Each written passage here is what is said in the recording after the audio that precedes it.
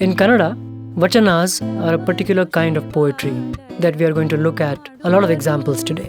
ಉಳ್ಳವರು ಶಿವಾಲಯವ ಮಾಡುವರು ನಾನೇನ ಮಾಡಲಯ್ಯ ಬಡವನಯ್ಯ.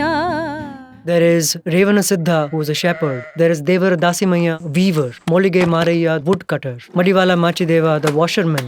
A cowherd, a rope maker, barber, a hunter, and even Maritande, the burglar.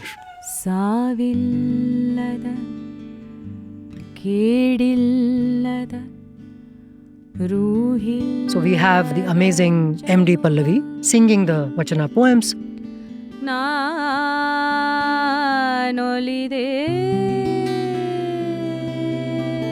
We have the wonderful guitarist Bruce Lee Money accompanying her.